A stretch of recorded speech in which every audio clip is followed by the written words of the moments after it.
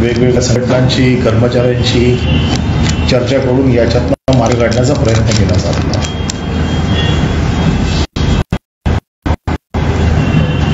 कर्मचारी संघटना किंवा कर्मचारी ज्या विलिनीकरणाच्या मुद्द्यावर ठाम आहेत, या बाबतीत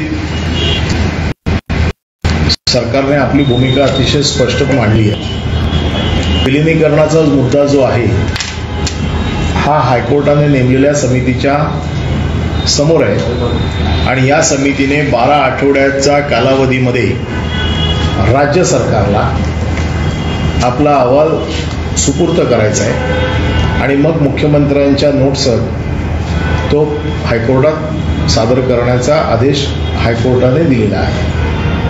आणि त्यामुळे विलिनीकरणाच्या मुद्द्यावर सरकार स्वतंत्र असा निर्णय घेऊ शकत नाही, कारण हायकोर्टाचे आदेश हे आम्हाला म्हणजे सरकारला आणि कर्मचाऱ्यांना दोघांनाही बांधील आहेत. आणि म्हणून 12 आठवडे हा प्रश्न कोर्टाच्या समोर याचा निकाल लागेल किंवा याच्या समोर जाईल तोपर्यंत कर्मचाऱ्यांना चांगली पगारवाढ देण्यासाठी महामंडळाने पाऊल उचललं.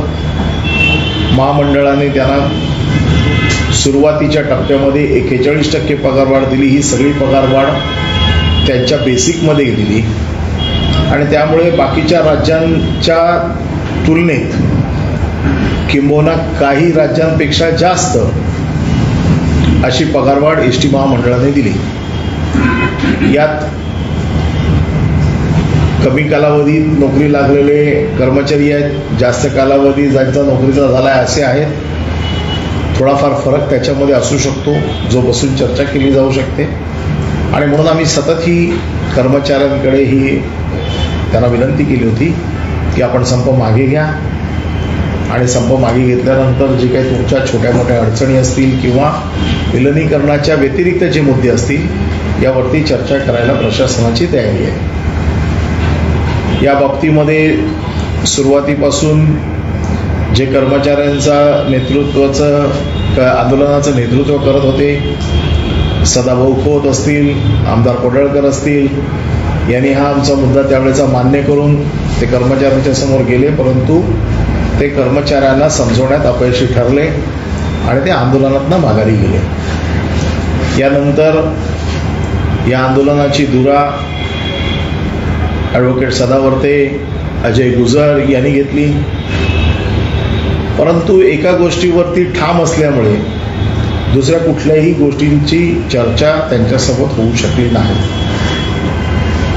हे असं असताना ज्या वेळेला सरकारने पगारवाढ दिल्यानंतर देखील कर्मचारी कामावर येत नसताना कारवाई म्हणून जवळपास 10,000 कर्मचाऱ्यांचं निलंबन आतापर्यंत झालेलं आहे. रोजंदारीवर असलेल्या कर्मचाऱ्यांची सेवा समाप्त झालेली आहे. काही कर्मचाऱ्यांच्या बदल्या झाल्या आहेत. हा प्रशासकीय भाग आहे. आणि असं असताना आता कर्मचाऱ्यांच्या लक्षात यायला लागले की विलिनीकरणाचा मुद्दा हा कोर्टाशिवाय सुटणार नाही. त्यामुळे आपल्याला कोर्टाच्या निर्णयाचीच वाट बघणं आपल्याला अतिशय गरजेचं आहे. परंतु तोपर्यंत काय करायचं, माझ्यावरती निलंबनाची कारवाई होईल का, अशा प्रकारच्या एका भीतीने त्यांना ग्रासलंय. आणि म्हणून बरेचसे कर्मचारी गटागटाने आमच्याशी थेट संपर्क साधतायत, बोलतायत. गेल्या काही दिवसामध्ये काही कर्मचाऱ्यांनी निलंबनाच्या भीतीने किंवा निलंबन झालं असं सांगून आत्महत्या करण्याचा प्रयत्न केला. आणि मग या गोष्टीचं राजकारण केलं जातं, भांडवल केलं जातं. काही आत्महत्यांची कारणं वेगळी असू शकतात, परंतु प्रत्येक आत्महत्येचा प्रयत्न करणं किंवा आत्महत्या करणं याला सध्या एसटीच्या संपाशी जोडलं जात आहे. आणि माणुसकीच्या दृष्टिकोनातनं आत्महत्या कोणी करू नये किंवा कोणालाही आत्महत्या करायला लागू नये हे आमचं देखील धोरण आहे. आम्ही वारंवार विनंती करतोय कर्मचाऱ्यांना की आत्महत्या हा त्याच्यावरचा पर्याय नाही.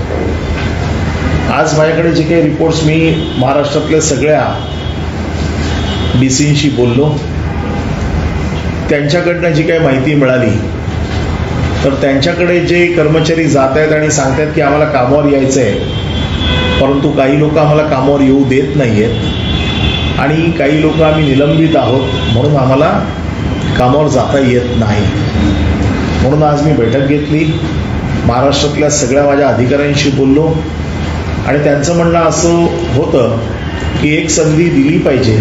त्याचं कारण असं आहे की बऱ्याचशा कामगारांच्या आता लक्षात आलं आहे की विलिनीकरणाचा मुद्दा हा कोर्टाशिवाय सुटणार नाही आहे आणि म्हणून कामगार कामावरती यायला तयार आहे, तर आपण त्यांना एक संधी दिली पाहिजे.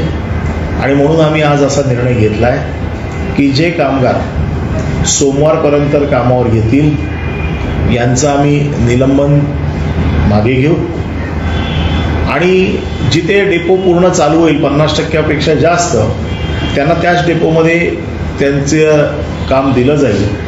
परंतु जिथे तेवढी संख्या होणार नाही त्यांना आजूबाजूच्या डेपोमध्ये सामावून घेतलं जाईल.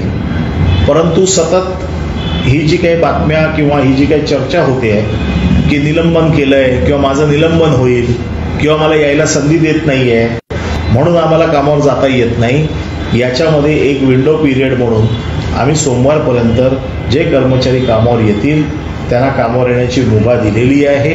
तशा प्रकारचे लेखी आदेश आता सगळ्या डेपोना जातील. परंतु सोमवारच्या नंतर आता आम्ही कारवाईच्या बाबतीत आम्ही पुढे गेलेलो आहोत. आता आमची कारवाई निलंबनाच्या नंतर त्यांची चौकशी झालेली आहे, काही जणांना नोटिसेस गेलेल्या आहेत, त्याच्या पुढची कारवाई अजून कठीण असेल. परंतु संधी दिली नाही असं होता कामा नये म्हणून आजही आम्ही संधी देतोय. सोमवारी संध्याकाळी कामगारांनी कामावरती यावं, निलंबित कामगारांनी देखील यावं आणि जे नियमित कामगार आहेत जे अजूनही संपात आहेत परंतु निलंबित झालेले नाहीत अशा लोकांनी देखील कामावर येणं, यासाठी मी आपल्या माध्यमातून त्यांना आवाहन करतोय. उद्या मला कामावर घेतलं नाही किंवा मला निलंबित केलं म्हणून मी आत्महत्या करतोय किंवा मला संधी दिली नाही असं कोणाला वाटू नये किंवा अशा प्रकारचं आमच्याकडे आज या सगळ्या अधिकाऱ्यांशी बोलल्यानंतर आमचं हे मत झालं की एक संधी त्यांना अजून दिली पाहिजे आणि ही संधी आपल्या माध्यमातून आम्ही त्यांच्यापर्यंत पोहोचवतोय.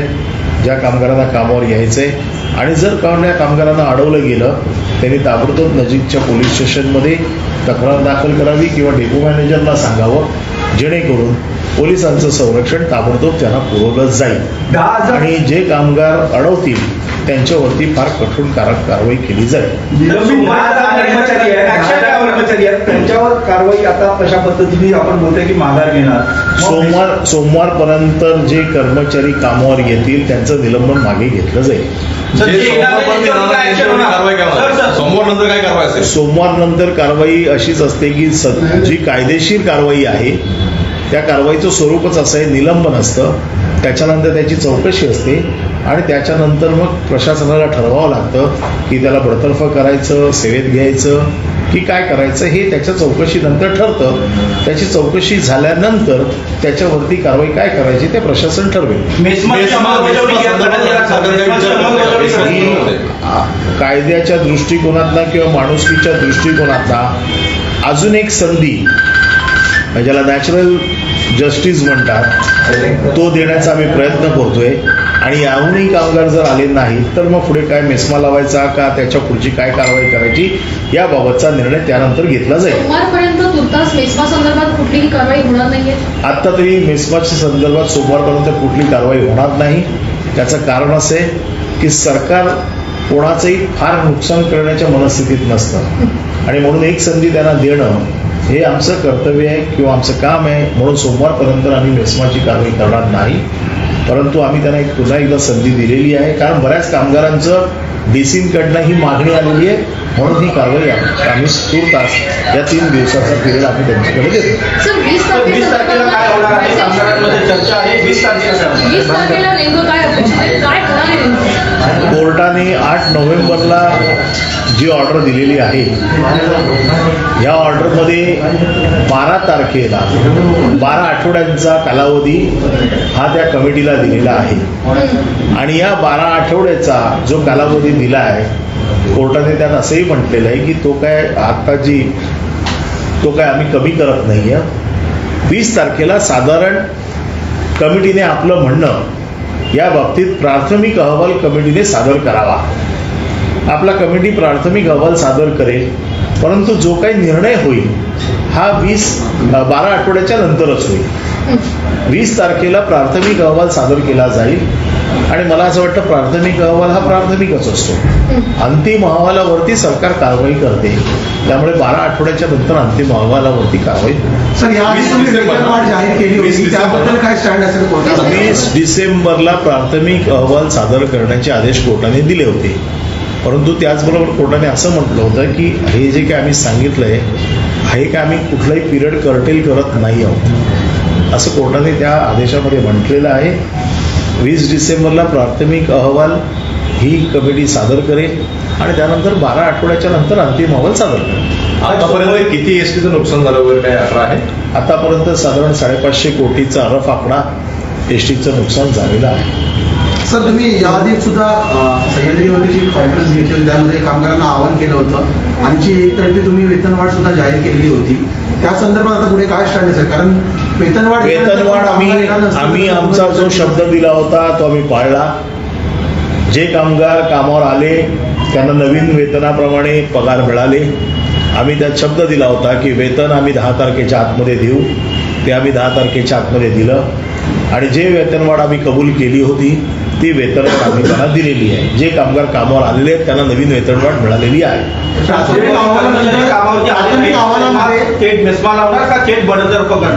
नाही, त्याच्या पुढे जी कायदेशीर कारवाई असेल या कारवाईची स्वरूप वेगवेगळी आहे. ती पूर्ण कायदेशीर कारवाई कायदेशीर बाबी तपासून केल्या जातील.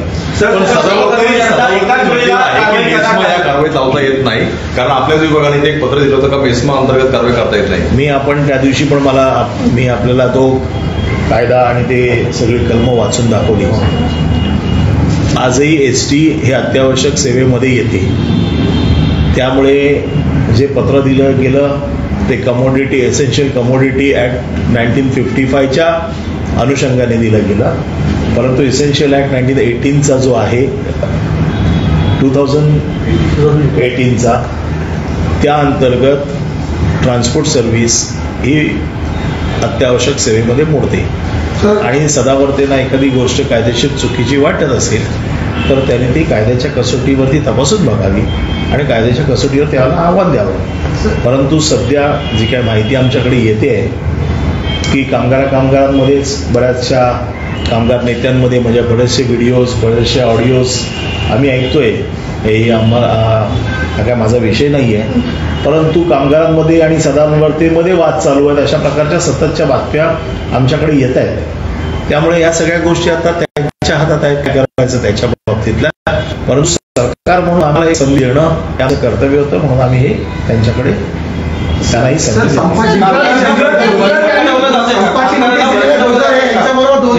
कामगारांना भरकटवलं जातं. कामगारांना चुकीच्या मार्गदर्शनाखाली कामगार जात आहेत. कामगारांना असं सांगितलं जात आहे की मी तुमचं विलिनीकरण करून देईन, अशा प्रकारच्या गोष्टी आमच्या कानावर येत आहेत किंवा अशा प्रकारचे ऑडिओ व्हिडिओ आम्ही ऐकतोय.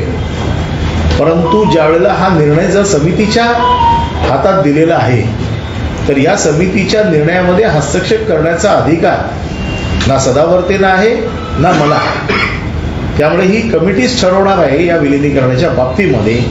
त्यामुळे कमिटीचा निर्णय येईपर्यंत कोणीही याच्या बाबतीमध्ये ठामपणे सांगू शकणार नाही. कनिष्ठ तुमची चर्चा झाली होती आणि असंही कळत आहे की ते काही प्रमाणात मान्य केलं होतं त्यांनी तुम्ही जे काही आवाहन केलं मग पुन्हा कुठे माझी शिंकली एकंदरीत. मी पुन्हा एकदा सांगतो, मी सर्व कर्मचाऱ्यांशी चर्चा करतोय. कर्मचाऱ्यांना कामावर यायचंय, परंतु काही नेत्यांमुळे ते येऊ शकत नाहीत. काही जण तिकडे जे अडवण्याचे प्रकार करतायत किंवा शिव्या घालण्याचे प्रकार करतायत, त्यांना बहिष्कृत करण्याचे प्रकार करतायत, अशा प्रकारच्या वेगवेगळ्या बातम्या आमच्याकडे येत आहेत. आणि म्हणून मी ही संधी देतोय 3 दिवसाची की ज्यांना खरोखर मनापासून कामावर यायचंय त्याचं कुठे नुकसान होऊ नये, म्हणून ही संधी आम्ही पुन्हा 3 दिवसाची देतोय. कामगारांना हा शेवटचा अल्टिमेटम आहे 3 दिवसाचा. मला असं वाटतं की आम्ही बऱ्याच वेळेला कामगारांना आवाहन केलेलं आहे आणि आज जवळजवळ 20,000 कामगारांनी त्याला प्रतिसाद देखील दिलेला आहे. त्याच्यामुळे कामगारांना आवाहन करणं हे माझं काम आहे. पुन्हा एकदा कामगार किती येतात 3 दिवसात याच्यावरती मला लक्ष ठेवून आहेच मी. परंतु मला असं वाटतं की सरसकट कामगारांची काही याच्यात चुकी नाही. काही कामगारांना भरकटवलं जातंय, काही कामगारांना भडकवलं जातंय आणि या सगळ्यामध्ये जे कामगारांचं आणि एसटीचं जे नुकसान होतंय हे कोणी नेते भरून देणार नाहीत. आज कामगारांचा पगार, जे कामगार महिनाभर कामावर नव्हते या कामगारांना पगाराला मुकावं लागलं आणि याचं कोणी नुकसान कुठलाही नेता भरून देत नाही. एसटीचं जे नुकसान झालंय ते कुठलाही नेता भरून देत नाही. त्यामुळे कामगारांच्या होणाऱ्या नुकसानाला हे नेते जबाबदार आहेत. जे त्यांना भडकवत आहेत हे उद्या निघून जातील, परंतु कामगारांच्या हातामध्ये पगार मिळणार नाही. आणि म्हणून असं होऊ नये म्हणून 1 महिन्याचा पगार गेलाय, कामगारांना त्याचं पगाराची झळ पोचू नये म्हणून आम्ही सतत प्रयत्न करतोय. म्हणून पर्यायी व्यवस्था काय आहे तुमच्याकडे? कारण मेस्माचे तुम्ही एक असं कामगार म्हणतायत की जे आंदोलन कामगार त्यांच्याशी म्हटलं की मेस्मा हे तुमच्याकडे शेवटचं हत्यार आहे, परंतु मेस्माला आम्ही घाबरत नाही. कारण याआधी अंगणवाडी कर्मचाऱ्यांवर मेस्माची कारवाई झाली होती, संप मागे घेतल्यानंतर ती कारवाई रद्द केली जाते, अशा प्रमाणात ते आहेत. तर त्याबद्दल काय? मी पुन्हा एकदा सांगतोय की ज्या पद्धतीने आमची कारवाई पुढे पुढे जाते आहे त्यामध्ये कोणाचंही नुकसान करावं अशी आमची इच्छा नाही आहे. परंतु सरकार म्हणून आम्ही जनतेला देखील बांधील आहोत. आज शाळेतली मुलं, कॉलेजमधली मुलं, ज्येष्ठ नागरिक जे सवलतीच्या दरात एसटीने जात आहेत, आज हे सगळे त्या प्रवासापासून वंचित होत आहेत. आज बरीचशी मुलं प्रवास करतात एसटीने, आज बरेच ग्रामीण भागातले लोक एसटीने प्रवास करतात. या सगळ्यांचा देखील आम्हाला विचार करावा लागेल. सरकारला कुठल्याही कठोर कारवाई करायची मनात इच्छा नसताना देखील जनतेला देखील आम्ही तेवढेच बांधील आहोत. त्यामुळे कारवाई जर वेळ पडली तर करावी लागेल. आम्ही आत्तापर्यंत केलेली आहे कारवाई. ही कारवाई अधिक तीव्र होऊ नये असं जर वाटत असेल तर आपण कृपया कामावर यावं असं आवाहन मी वारंवार करतोय. आज पुन्हा एकदा आपल्या माध्यमातून ते आवाहन करतो. फक्त कारवाईचंच म्हणजे तुम्ही कामावर येण्यासाठी आवाहन करताना कारवाईचा इशारा देत आहे. पर्यायी व्यवस्था काय तुम्ही उभारली आहे का? 1 महिना झालेला आहे, पर्यायी 2 महिने अजून पर्यायी व्यवस्था आज पर्यायी व्यवस्था जिल्ह्यामध्ये चालू आहे, परंतु ती व्यवस्था तेवढी पुरेशी नसते. तिथे खूप लूट होते. अशा वेळेला आम्ही पर्यायी व्यवस्था देखील करतोय. अधिकारी देखील त्यांच्यावर देखील कारवाई करतायत. बऱ्याचशा केसेस देखील होत आहेत. परंतु एसटी ही सर्वसामान्याचं वाहन आहे. त्यामुळे एवढ्या मोठ्या प्रमाणात कामगारांनी ती बाजू देखील बघितली पाहिजे. उद्या जर हा ग्राहक आपल्यापासून तुटला किंवा या ग्राहकाने दुसरा पर्याय निवडला, कारण आमच्याकडे आता दररोजचे रिपोर्ट्स येत आहेत, त्याच्यामध्ये गाड्यांचा, मोटरसायकलचा सेल दिवसेदिवस वाढत चाललेला आहे. अशा परिस्थितीमध्ये जर ग्राहक तुटला, जे आपलं दैवत आहे, तर उद्या याचं फार मोठं नुकसान एसटीलाच भोगावं लागणार आहे. आणि एसटीला ज्यावेळेला भोगावं लागतं तेव्हा पर्यायाने कामगारांना ते भोगावं लागतं. आणि म्हणून कामगारांनी समजूतदारपणा दाखवून एसटीचा संप मागे घ्यावा. त्यांचे जे काही बाकीचे प्रश्न आहेत ज्याच्या बाबतीत मी वारंवार कर्मचाऱ्यांना सांगितलंय, चर्चेची दारं तुमच्यासाठी खुली आहे. आपण त्या बाबतीमध्ये चर्चा करावी, परंतु हा संप लवकरात लवकर मागे घ्यावा. आणि म्हणून आम्ही सोमवारपर्यंतचा वेळ दिलेला आहे. तर माझी पुन्हा एकदा आपल्या माध्यमातून त्यांना विनंती आहे की आपण हा संप मागे घ्यावा आणि आपले बाकीचे जे प्रश्न असतील ते चर्चेला यावे. विलिनीकरणाचा मुद्दा कोर्टातनं ज्याचा जो काय निकाल लागेल तो त्याच्या पद्धतीने केला जाईल आणि बाकीचे जे प्रश्न असतील ते सोडवण्यासाठी प्रशासन तयार आहे. गुजरांनी पत्र दिले आहे, मुख्यमंत्र्यांनी आपली भेट घेतली, नेमकं त्या भेटीमध्ये काय झालं आणि गुजर काय आता आणून बसले? नाही, मी हेच मुद्दे जे आपल्यासमोर सांगितले तेच मुद्दे मी त्यांना देखील सांगितले. मी त्यांना देखील या गोष्टींची त्यांना देखील हे माझे मुद्दे पटले. परंतु माझ्यासमोर हे सगळे मुद्दे मान्य करतात, परंतु कामगारांच्या समोर गेल्यानंतर आपलं नेतृत्व सिद्ध करता येतं नाही येतं हा त्यांचा प्रश्न आहे. याच्या अगोदर ज्यांनी प्रयत्न केला ते अयशस्वी ठरले. परंतु आमची भूमिका पहिल्या दिवसापासून अतिशय स्पष्ट आहे आणि शेवटपर्यंत ती तशीच राहणार. कारण विलिनीकरणाच्या मुद्द्यावरती सरकार त्रिसदस्यीय समितीच्या अहवालाच्या बाहेर जाऊ शकत नाही. सर,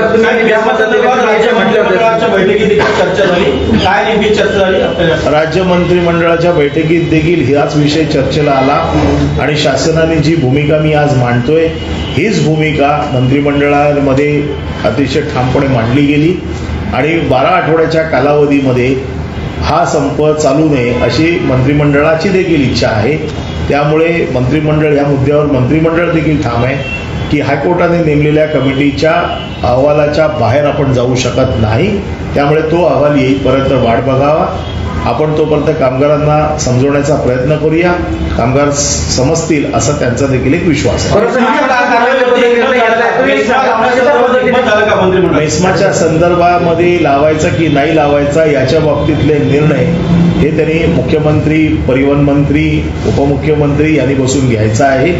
या बाबतीमध्ये आमचा जो निर्णय या सगळ्या गोष्टीचा तर सोमवारपर्यंतची कालावधी दिलेला आहे. त्याच्यानंतर या सगळ्याची चर्चा करून घेतला जाईल. किरीट सोमय्या यांनी आरोप केला की दापोलीच्या जे आपले रिसॉर्ट आहे त्या प्रकरणी लोकायुक्तांनी त्या पद्धतीचा ठपका ठेवलाय. गुन्हा दाखल होत नाहीये कारण राज्य सरकार त्याच्यामध्ये कुठेतरी पाठीशी निर्भर आहे. पूर्णपणे ऑर्डर किरीट सोमय्यांनी वाचावी. या पूर्ण ऑर्डरमध्ये माझा कुठेही उल्लेख नाही. या रिसॉर्टचं जे मालक आहेत त्यांच्यावरती जी कारवाई करायची आहे ती कारवाई त्यांच्यावरती राज्य शासन करेल. परंतु जाणून बुजून माझं नाव त्यामध्ये टाकून सरकारला बदनाम करण्याचा प्रयत्न आहे. आपल्याला माहिती आहे या बाबतीमध्ये मी किरीट सोमय्यावरती मारहाणीचा दावा देखील दाखल केलेला आहे. काही दिवसातच तो सुनावणीला येईल. किरीट सोमय्यांना एक तर माफी मागावी लागेल, नाही तर 100 कोटी द्यावे लागतील. परत सर, ज्या पद्धतीने तुम्ही 3 दिवसात सोमवारपर्यंत कामगारांचे आवाहन केले ही चांगली गोष्ट आहे. मात्र जे संपकरी जे कामगार आहेत ज्यांची आत्महत्या त्यांनी केली त्यांच्या संदर्भात काही तुम्ही चर्चा केली का अधिकाऱ्यांसोबत? मी सुरुवातीपासून सांगितलंय आत्महत्या करणाऱ्यांच्या बाबतीमध्ये आम्हाला सहानुभूती आहे आणि ज्यांची आत्महत्या आर्थिक अडचणींमुळे किंवा खरोखर अतिशय ही दुःखद घटना आहे. ही कुठली आत्महत्या कोणी कामगारांनी करावं आम्ही नेहमी आवाहन करत असतो की आत्महत्या त्याचं उत्तर नाही आहे. कारण आत्महत्या करणाऱ्या माणूस गेल्याच्या नंतर त्याच्या कुटुंबियाला फार त्रास होतो आणि म्हणून मी ही चाचपणी करायला सांगितले की आत्महत्याग्रस्त कुटुंबियांची पूर्ण त्यांच्या कुटुंबाची माहिती घ्या आणि आपण त्यांना काय मदत करू शकतो त्याच्यावरती आम्ही विचार करतोय. हा संप संपल्यानंतर त्याच्या बाबतीमध्ये आम्हाला निर्णय घेणं सोपं. सर किशोरी पेडणेकर यांना मुंबईच्या महापौरांना धमकी आली आहे, धमकीचं पत्र.